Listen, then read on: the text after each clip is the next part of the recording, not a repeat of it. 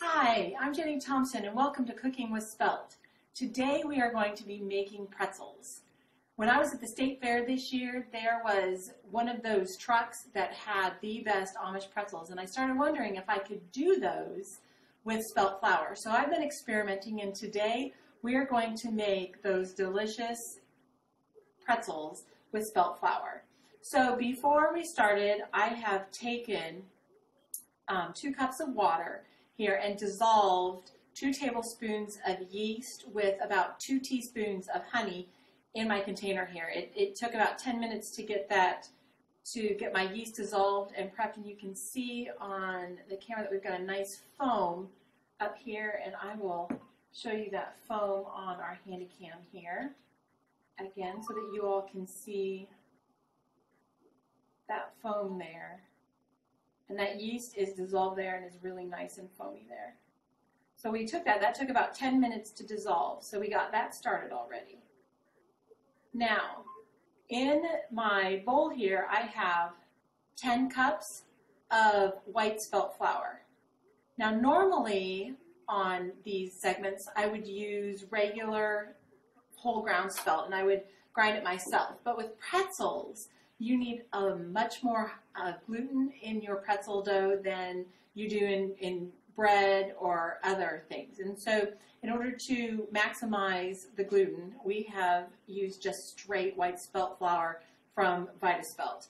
Now, I do still like to have fiber in my products for my kids and for us because it's always a good thing. So I have a cup of sifted bran from the spelt that I had ground earlier this week, and I just took my sifter and I sifted out because I was making something else that I needed not quite as much bran in. And so with this, I put it in the freezer after I was done. You always want to put your bran in the freezer. Spelt contains oil, says all wheat does on their bran, and that oil will spoil. It will sour and it will turn bitter. So you want to make sure that after you have sifted your flour, if that's what you decided to do, that you store that bran in the freezer in order to keep it fresh.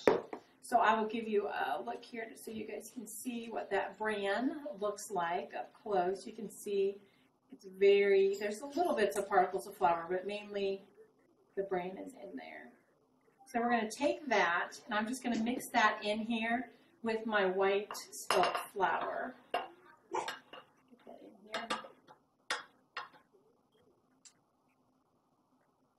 We're going to mix that in so it's all mixed together. Now you can, as I mentioned earlier in the last episode, you can add to your white spelt flour, you can add some bran to it. And that does make a difference. I'm not sure the science behind it, but it does make a difference in how your bread comes out. For some reason, separating the bran and then putting it back in does something to it. It pulls it, but it makes the gluten, gives you more of an elastic dough. So we have that. Now, with that, I'm now going to add my 1.5 teaspoons of salt. I'm adding a tablespoon because I've doubled the recipe, but it's 1.5 teaspoons of salt. We're just going to sprinkle that in there and mix that around. Now, in the recipe that I have that I'll post online, it calls for an extra 1/2 cup of water, but I'm not using that because you can always add more water, but you can't take it out. And since I'm using honey as my sugar, I need to be able to add more liquid if this is too much. So I don't want to put too much liquid in before I add my liquid honey, since the sugar I am using is honey. So as you can see now, we are very proofed here, and I'm just going to stir that down a little bit so that I can get that in.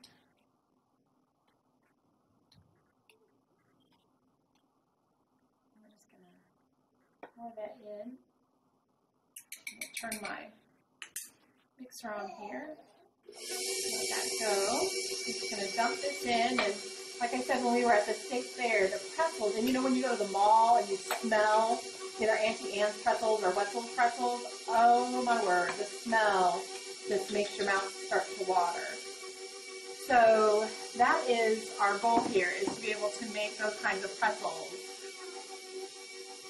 and get that. And we're incorporating. So I'm going to go ahead and add my honey here. I actually this time have a spatula so that I can get it all out. It seems to be coming out better this time than it did last week. At some point in time in a cast, we will do the brown pretzels that you get out of the box. But these yeasty pretzels just sounded so yummy. Now it does look like I'm going to need a little bit more water. It does look a little dry. So we're just going to come over here to our hot water and put a little water in here and add it. A little bit more.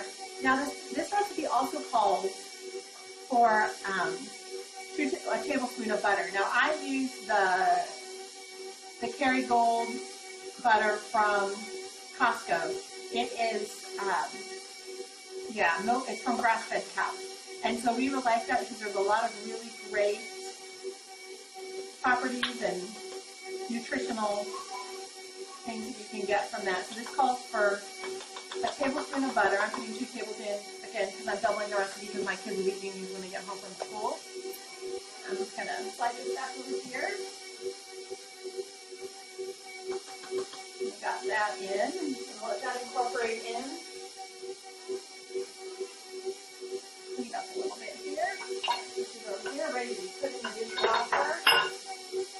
Like I said, we went to the state fair this year and did the $2 days, and so we were able to get, they did half-size pretzels for $2, and it was just so yummy that, you know, it's the kind of thing that you just have to make when you get home because they were just fabulous. And I want my kids to be able to have those. So here we are. I'm going to show you how we're doing here. You can kind of see. We're still sticking to the side there. We don't want it to stick to the side. So we're going to let that knead and incorporate. And again, we want to develop that gluten since it is a lower gluten flour. We do want to incorporate that gluten and get that to develop since it is a lower gluten flour. And that's what we're doing here. Move my handy cam there so you can see it. That's what that's doing. So we're going to let that knead there for just a minute. The things that you can do with these pretzels, you can make these pretzels for parties, for football parties that you're having, and you can make special sauces to go with them. And your kids will love them straight. I love them straight. And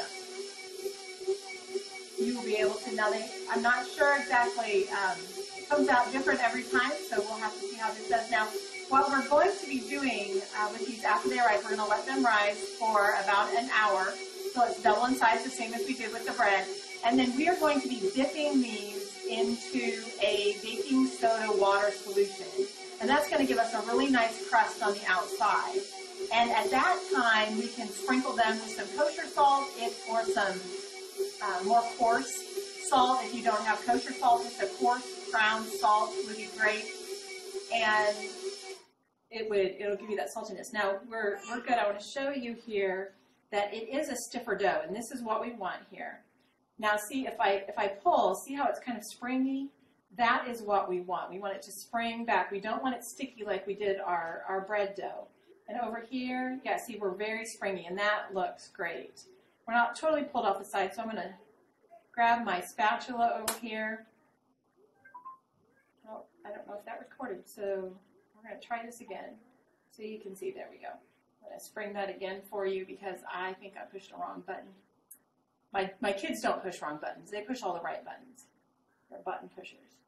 So we're springy there. We're a little sticky there. So I'm going to, again, go over, grab my spatula over here. And we're just going to scrape that off the side. I'm going to put this down. Some of that off the side. Pull it down off the hook a little bit. Because the stuff that gets to the top of the hook in the KitchenAid sometimes does not get incorporated as well as it should. So we're just going to scrape down those sides. And I want to thank everybody who watched our bread video last week. We have 1 subscriber, and I appreciate that, on our YouTube channel. Appreciate. And if you guys ever have any questions, don't hesitate to post that on YouTube, or if there's a recipe that you're wondering about and you want me to talk about it or do a recipe with Spelt, please post it on the YouTube as a comment, and we'll do that. And I want to show you here, we still have in the bottom of our pan here some flours. You can see down in there. So we want to get that all incorporated in. So we are going to pull this up just a little bit so it kind of move our dough around here. So it kind of gets up there so it'll incorporate that in. Pull this up, lift it up again, and see if we can get that to pull that into itself there. There it goes. It's doing some. But I would love to know if any of you have used Spelt or are using Spelt and the different recipes that you had used. Please let me know about that. I'm always looking for new recipes and new ways of doing things. If you have suggestions that you've tried something and it didn't work on the cast as well as I thought it was going to, and you have suggestions, I am always open for suggestions on how to do things better here. That's what we're all trying to do, is just get the word out about this wonderful, wonderful ingredient here. All right. It's like I have to use my hands, some elbow grease to get that incorporated in there. It seems to still want to be just sliding around on the bottom there. I may need to add just a little more liquid, but let's try this again there and see if that'll incorporate in. Like I said, we want a nice elastic stiff dough in there. On this, if you don't want to use honey in your recipe, that's fine. You can use whatever sugar you want to use. I do want to say that if you do have young children, little babies under the age of 1, you do not want to feed them honey. I just want to make sure that that's clear. Honey contains sometimes botulism elements that little ones under the age of 1, their immune systems are not developed enough in order to fight that off. So please, if you're making these pretzels for children under the age of 1, make sure you use regular sugar, or I like coconut crystals, or you can use any other things. Brown rice syrup, though I use brown rice syrup sometimes in my bread. It's not as sweet, it's more of a malty type flavor than it is sweet. So, that's perfect. All right, so we are incorporated there. So we're going to go ahead and pull this down. See, it's a nice springy consistency there, so we didn't need any more flour or anything. So I'm just going to stick that in my bowl here and put this over in the sink. Pull this off so you can see what that looks like in there, and I'll get a picture here with the handy cam. It does kind of stick to the sides just a little, but we are going to, that'll be fine as the yeast rises and such. It won't be as sticky. The Spelt in there will absorb some of that liquid. So you don't want your Spelt products too dry because they will reabsorb some of that liquid. So I am going to, and I didn't grab my coconut oil just to grab that over here. Again, my Louisiana coconut oil. I'm going to grease up my hands here. And since the dough is not as big as what my bread dough was last week, I am just going to oil the outside of my dough here. And that way I can just let it rise in this pan, and then I don't have to wash another pan. And I am all about not washing dishes. All about that. So you can see how elastic that dough is. It just kind of, you can see we can pull it and it doesn't rip. And that is what we're wanting. So I'm just going to, first one is, now coconut oil will melt at body temperature. So don't panic that when you buy it, it's a solid fat, because it will melt in your hands.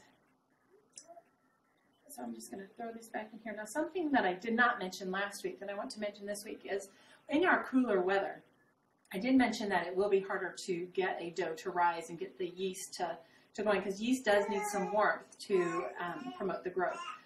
So make sure, if you're having trouble getting your doughs to rise, make sure your pan is warm, and you can do this by just heating it under the faucet. Get your water as hot as it'll go and just run around the outside, and that will heat up the metal when you put the dough in the pan.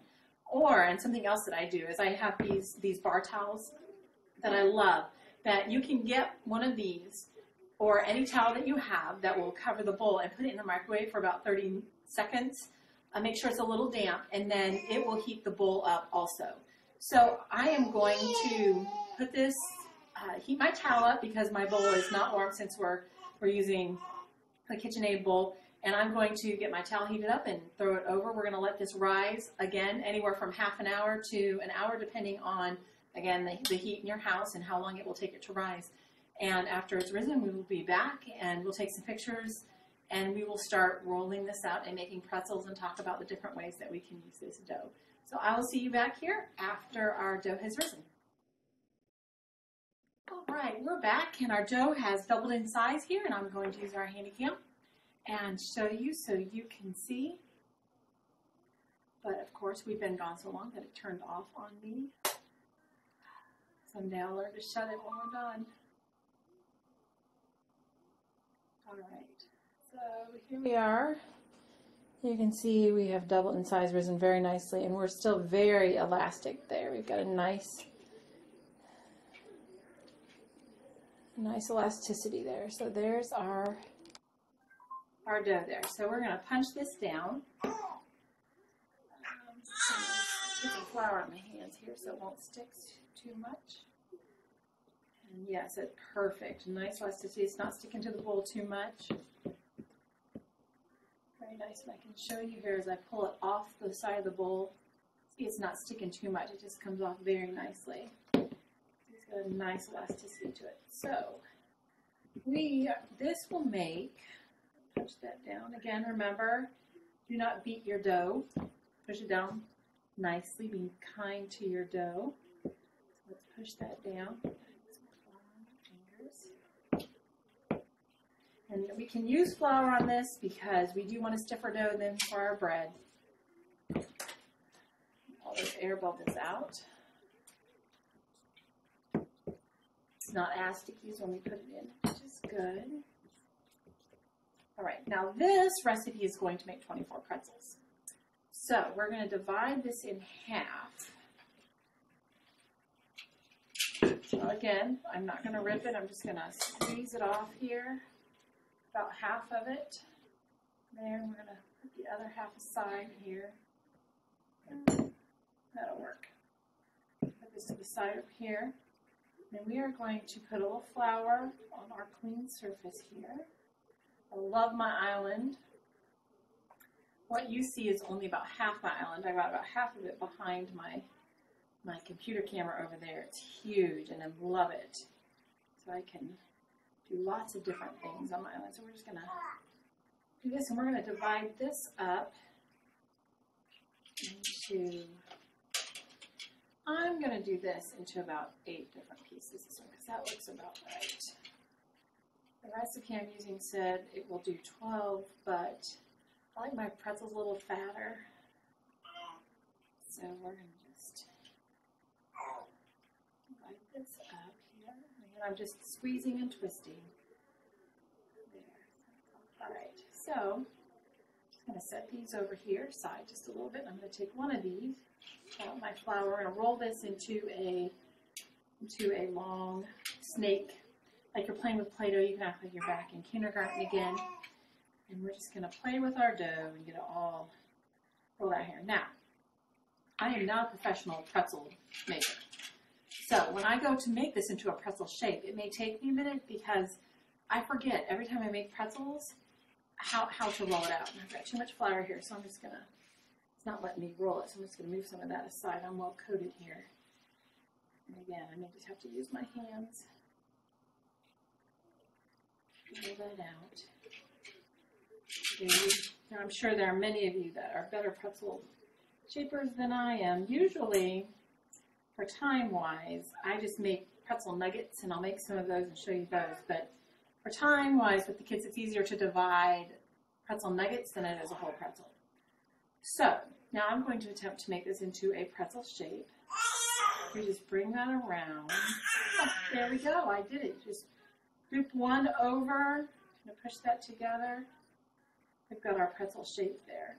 So I am just going to put this on my pan here that I've got.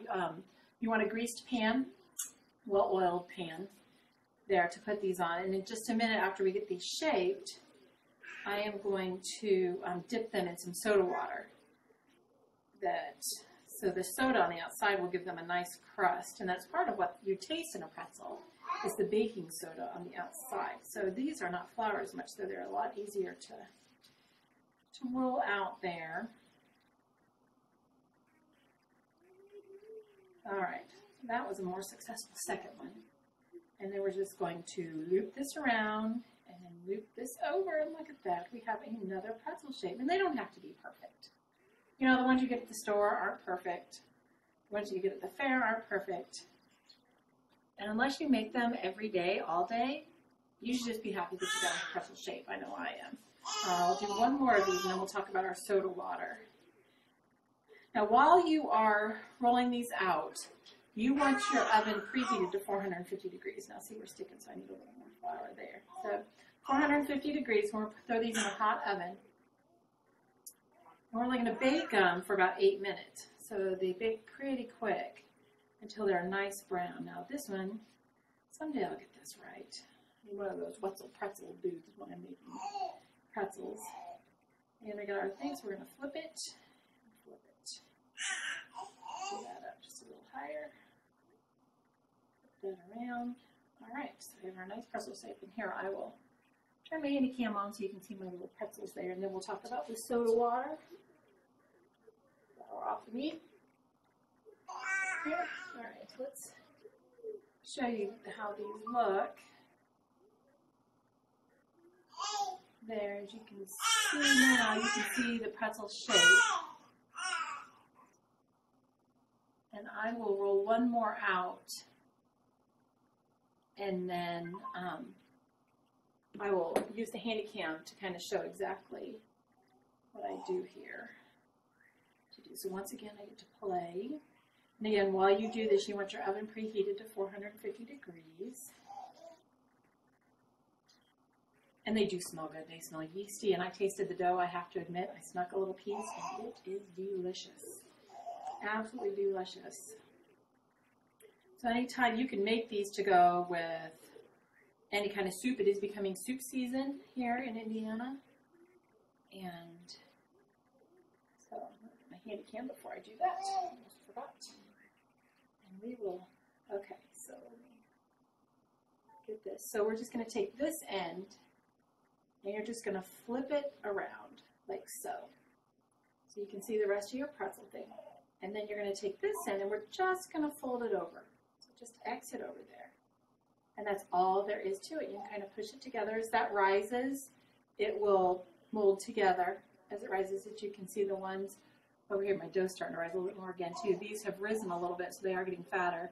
And they will adhere together there. You do that. We are going to, again, put these in soda water and then brush them with butter, yummy butter. Again, that grass-fed butter that is so very good for you. So I'm going to go ahead and get the rest of these rolled out, and then when we come back, we will talk about the soda water and our which is our dipping solution, and then we will get them in the oven. So I will see you after I get the rest of these rolled out. All right, so we're back, and I have rolled out all of the pretzels. We have they fit on 2 baking sheets. You can see our pretzels are there. Now, one thing that makes pretzels unique is the fact that you dip them in a baking soda water solution. So you want about 4 cups of hot water and about half a cup of baking soda. Now I'm using a shallow pan because it'll be easier just to float the pretzels in there. We just want to dip them and bring them back out. Now I'm going to use my spatula here. It's a wide spatula and it has holes in it, so it'll make it easier to dip them and then drain them. I don't want a lot of excess liquid underneath the pretzel. If I have excess liquid under the pretzel, it will make the pretzel soggy underneath. So I also want to show you with the handy cam, I did run out of room on my 2 baking sheets for making another pretzel, but I want to show you here. There we go. The pretzel bites that I just put. You can do any shape you want. If making the pretzel shape frustrates you, don't do it.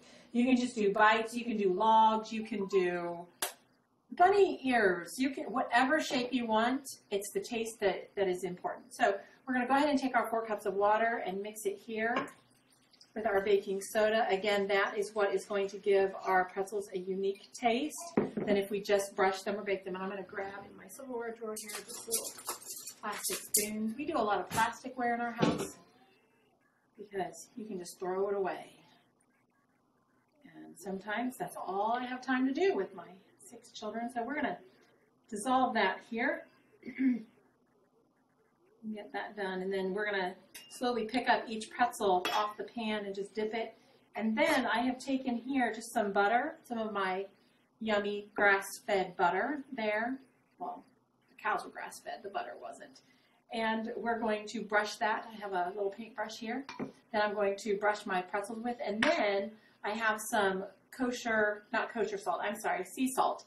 I couldn't find kosher salt at the store when I went the other day, except for one bottle, and it was damaged and open at the bottom. And so I found some coarse sea salt. So any kind of coarse salt to put on top, you just don't want really fine salt. These are pretzels. And you know when you bite into those pretzels that are sweet, and then they have that crunchy salt or that coarse salt on the outside, that's what we're looking for. So you do want some coarse salt for the top of that. And we're going to be putting that on the top before we bake them. So your oven should be, again, preheated to about 450 degrees. And after we're done here, this is dissolving, we will be baking them for about 8 minutes. So, again, I love pretzels. My sister loves pretzels too. Anytime we're at the mall, she's like, we need to go to Wetzel Pretzel and get them. The only difference is these have some fiber. Remember, we put those fiber in them, and they're made with the spelt, so those that are a little sensitive to regular wheat could have these. They're not totally all mixed in yet, but we're probably close here. I'm going to dissolve that. Get that all dissolved as I slosh it onto the counter. Here. All right, I'm going to call that good. There's still some in the bottom, but we'll mix again in a bit, but I want to show you how to do this. So I'm going to take my spatula that has the holes in it, and I'm just going to start with one of these pretzels here. And the reason I'm not just going to pick it up is because I'm afraid that it's going to lose its shape. And we worked really hard to get these in a pretzel shape, and as you can see, we're already having a problem. And I'm just going to dip it. As you can see, we're going to just make sure that it's all dipped there. Drain that off.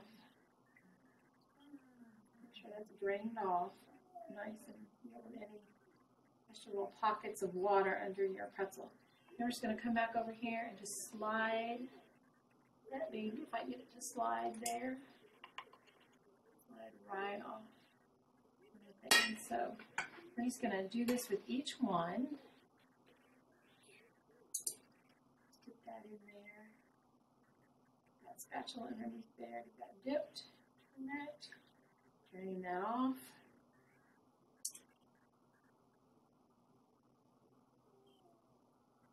Because again, we don't want any soggy messes under our pretzels. And then this should just slide right on there. So I'm going to show you real quick what we're going to do with the butter. So we'll do that to the rest of them, and I'll do that before I stick them in the oven. But we're going to take our paintbrush and we're just going to brush these. I would say lightly, but I mean, really. I don't think anything lightly with butter is good. I like butter on my stuff. So we're just going to dab. We'll call it dab our things with the butter. We're going to take our salt, and we're just going to, you know, I should do this with a handy cam because you can't see what I'm doing, I realize. Let me throw this over here so you can see. All right, so I'll dab this other one so you can see what we're doing here. Like that, we're just gonna dab this with the butter there. You can hear my mom is playing with my daughter in the background over there. She's so sweet to watch her while I do this. All right, so we've dabbed with our butter, and then we're going to take our salt and just sprinkle a little salt. You don't want to overdo it, but we want to make sure we get enough on there. So, and that is how you do your pretzels. So I'm going to go ahead and do the rest of these and get them in the oven, again, 450 for about 8 minutes. And when I pull them out, we'll be back here to break one open. I cannot wait. So we'll see you back then. Hi, we're back, and I have just pulled the pretzels out of the oven. Now, on one of these pretzels, I did not dip it in the soda water because I wanted to show you the difference on how the pretzels came out. Now, mine came out beautiful. It was about exactly 8 minutes in the oven, and they are just gorgeous. And I want to show you that here, as you can kind of see the brown here of the pretzels they did. They come out, and you can see on these pretzels where right here, that did not get the soda water on. Apparently I didn't dip it as well. But over here, this is the pretzel that I did not dip in the soda water. Now you can see it got a little soda water on it, so it's a little brown. But it did not get that golden crust that the other ones got, and that is what the soda water does. So I just wanted to show you the difference so you could see for yourselves what the soda water did. And you can even look, when I didn't get it in the soda water, little pieces that it didn't brown, get that golden brown of what we wanted, but they did. They came out beautiful. Now, and I have to tell you, it was really kind of little nerve-wracking for me to do this recipe. I'd never done this recipe before, but when I said I was going to do pretzels, I was had in mind we were going to do the crusty brown ones that you find in the store. But today, the thought of just an Auntie Anne's or a Wetzel pretzel just wet my whistle. So I decided to try something we hadn't tried before, and they turned out beautiful. So I'm going to take one here, this beautiful corner one, off the corner here. And we're going to break it open and just see. Oh, wow. So we're just going to move these over here. We're going to see that pretzel here, and I'm going to break this open so you can see inside how that looks. So I'll get the handy cam out here so you can see a little closer how that looks inside. You can see how soft that is inside when we pull that apart. So now I'm going to taste it because I've not tasted this recipe before. So I'm going to break a little bit off here. They are delicious. Yum. Salty and sweet. Yeah, very yummy. So that is pretzels. We will not be having a session next week. The schedule doesn't allow it, but we will be back the 17th of October. So hope to see you then. Thank you so much for joining us for Cooking with Spelt, and we'll have another recipe for you in about 2 weeks. Thanks so much. Bye. What do you think about the pretzels? Yeah. You like those? You like those? Okay, yes. Okay, yes, huh? I'm going to show you how to make a pizza. Let's go. I'm going to make a pizza pretzel. I can, okay, so, I'm sorry. I got this. It's done the store by myself.